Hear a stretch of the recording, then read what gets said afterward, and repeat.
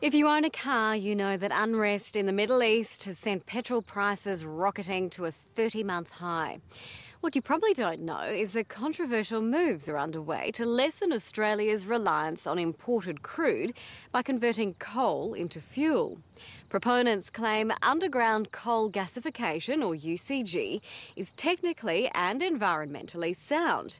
Yet critics argue it's just not worth the long-term risk to some of the country's most fertile farmland. By the end of the year, the Queensland Government will decide whether to give UCG the go-ahead.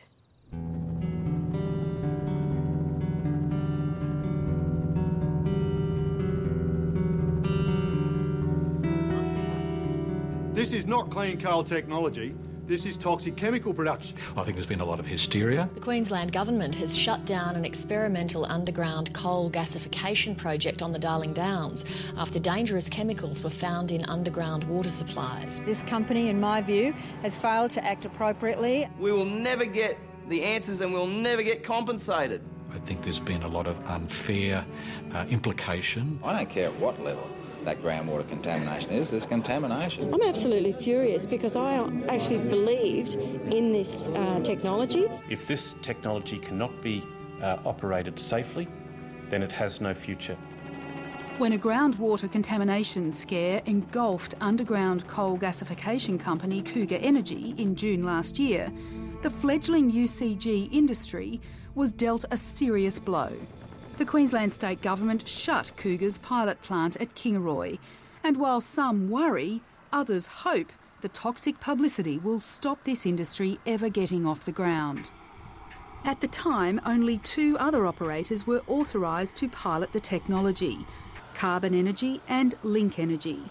But farm lobby group AgForce was so alarmed it called for a moratorium on all 3. These are not simple chemical compounds. These are highly carcinogenic. These are highly dangerous contaminants that once released in the groundwater can just about end up anywhere. 2 months after Cougar, Carbon Energy's pilot near Dalby was suspended after an unauthorised discharge of processed water. For an industry struggling to distance itself from the equally controversial coal seam gas industry, and unease generally about the interface between mining and farming, the shutdowns were a PR disaster. The net result of that was investor appetite for these sort of stocks, I think, diminished somewhat. We saw that in the share price response on some companies within the sector. There's no doubt that in the case in Kingaroy, they made a mess of it. And they probably won't thank me for saying that, but it was either a mistake or a complete public relations disaster. One of the two, they made a mess of it, whichever one it is.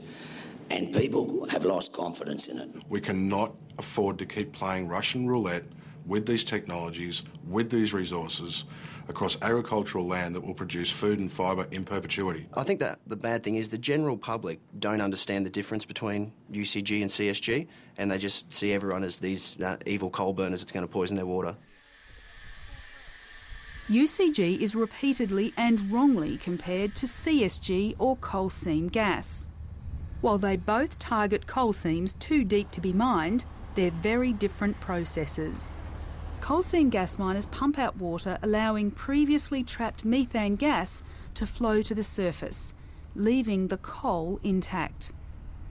With UCG, those coal seams are actually ignited. So if the coal seam is 300 metres in the ground or 400 metres or 800 metres down, that's where it's happening. It happens right in the coal seam itself. 2 wells are drilled into the coal seam, initially parallel and then on an intersecting alignment. A heating source at the tip of the tube is introduced into the injection well and carefully directed to where the 2 wells intersect. As the coal is heated to 1200 degrees centigrade, a high-temperature chemical reaction occurs in the carbon-rich confined space environment, which converts solid coal into gas, simply known as gasification. The Queensland Government appointed 3 scientists to investigate the 3 pilots. Those reports were handed in January. In February, the Queensland Government announced Carbon Energy would be allowed to restart its project with stricter conditions. But for Cougar, even though follow-up tests showed lower levels of contaminants, the news was bad. They were given multiple opportunities to submit additional information before we came to our final conclusion that we didn't have confidence the project could be recommissioned. So we haven't come to this decision lightly, but the key issue is that the onus of proof has to be on a proponent to show they can operate without causing environmental harm, or they won't be allowed to proceed. The Queensland Government's own performance, though, underwhelmed the authors of an independent scientific report into the 3 pilots.